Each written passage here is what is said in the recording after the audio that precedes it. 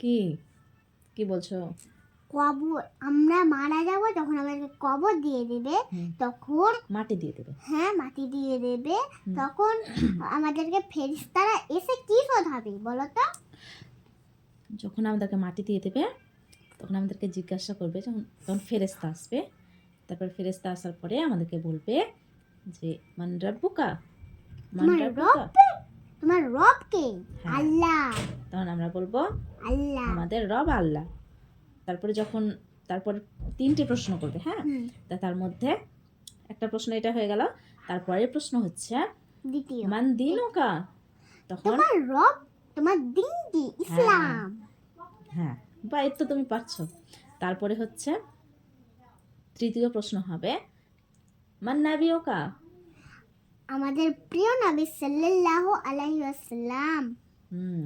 তো প্রিয় নবী সাল্লাল্লাহু আলাইহি সাল্লাম আমাদের প্রিয় নবী হযরত মুহাম্মদ সাল্লাল্লাহু আলাইহি সাল্লামের আমরা হচ্ছে উম্মত।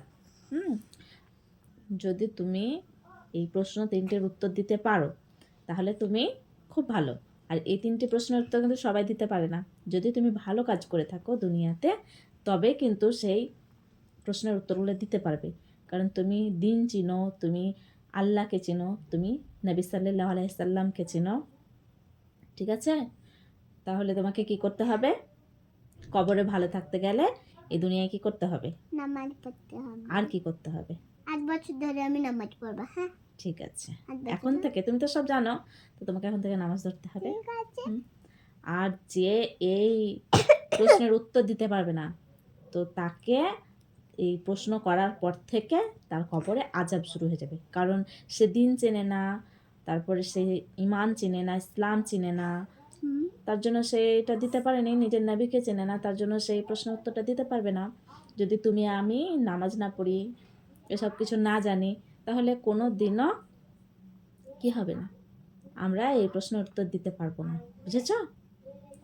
তাহলে আমি তো দিনও চিনি, আল্লাহকেও চিনি, আবার আমাদের প্রিয় নবী সাল্লাল্লাহু আলাইহি সাল্লাম। তাহলে আমাদেরকে কি করতে হবে? এই দুনিয়ায় ভালো কাজ করতে হবে যাতে আমরা আমাদের যত নবী আছে সব নবীকেই তো আমরা চিনি। হ্যাঁ, তো আমাদের যখন এই ভালো থাকতে হবে, তো আমরা এই দুনিয়াতে যত আল্লাহর যত ইবাদত, তারপরে দান খায়রাত করব, আমরা সবসময় ভালোর দিকে চলবো, তাই না? তাহলে আমরা কবরে এই জবাবগুলো দিতে পারবো। আর জবাব না দিতে পারলে কিন্তু আমরা কিন্তু পাপী, আমাদের কিন্তু শাস্তি ভোগ করতে হবে। ঠিক আছে?